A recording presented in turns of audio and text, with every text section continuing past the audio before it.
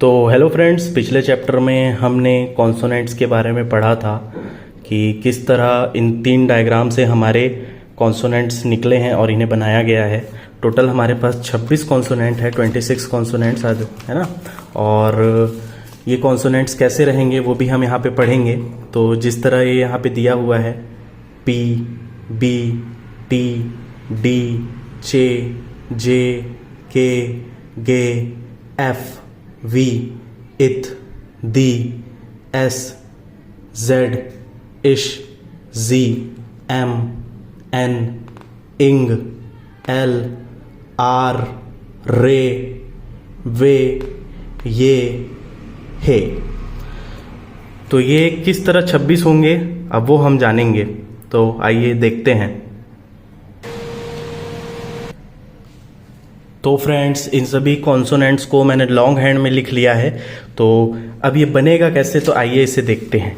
जिस तरह यहाँ पर P लिखा हुआ है पहले, तो P का मतलब एक हल्का है ना, हल्का स्ट्रोक, एक हल्का आउटलाइन, तो वो P होगा। और सेम जिस तरह P बना है उसी तरह अगर मैं इसे डार्क बना दूँ तो ये B कहलाएगा। सेम उसी तरह T सीधा, D सीधा लेकिन डार्क, चे इस तरफ से बनेगा ऊपर से नीचे की ओर, ये हल्का रहेगा। और सेम जैसे हमने चे बनाया वैसे ही जे को बनाएंगे, बस ये डार्क रहेगा, तब ये जे कहलाएगा। अब आते हैं के पर। तो के के लिए एक सीधी रेखा जो कि के होगी और ये हल्की रहेगी। गे के लिए एक गाढ़ी रेखा जस्ट अपोजिट। फिर एफ पर आते हैं। तो एफ के लिए हमें ये एफ इधर से कर्व लेना होगा और ये लाइट बनेगा। फिर वी डार्क, फिर इथ इस तरह से हल्का, डी डार्क, एस हल्का, जेड डार्क। उसके बाद इश पे आते हैं।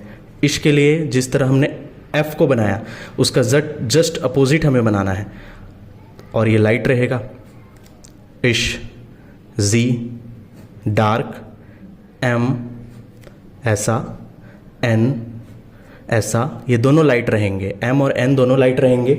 इसमें कोई डार्क और लाइट का कोई रोल नहीं है एम और एन में। लेकिन उसके जस्ट बाद में जो इंग आया है उसमें ये डार्क रहेगा और ये ऐसा रहेगा थोड़ा, ठीक है। फिर आता है एल।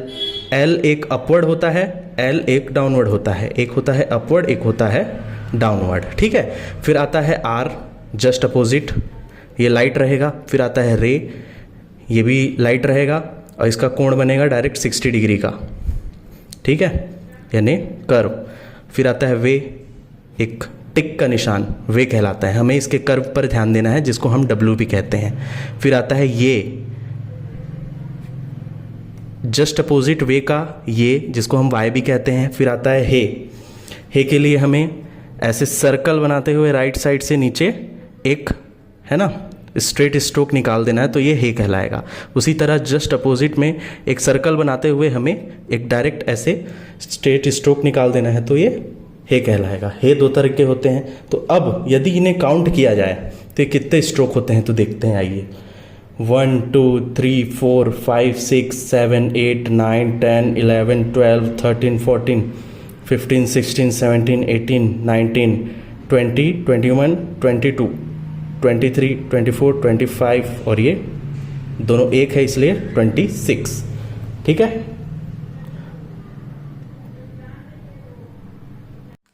तो आप लोग इन स्ट्रोक्स की प्रैक्टिस कीजिए। फिर अगले वीडियो में हम इसे देखेंगे कि इसे किस तरह हमें पढ़ना है और किस तरह हमें इसे बनाना है। एक एक पेज हमें इनकी प्रैक्टिस करनी है, एक एक स्ट्रोक की। जैसे P लिखा तो पूरा एक पेज P लिखा, B लिखा तो एक पेज पूरा B के स्ट्रोक्स बनाएं। इस तरह आपको पूरा हे तक प्रैक्टिस करनी है।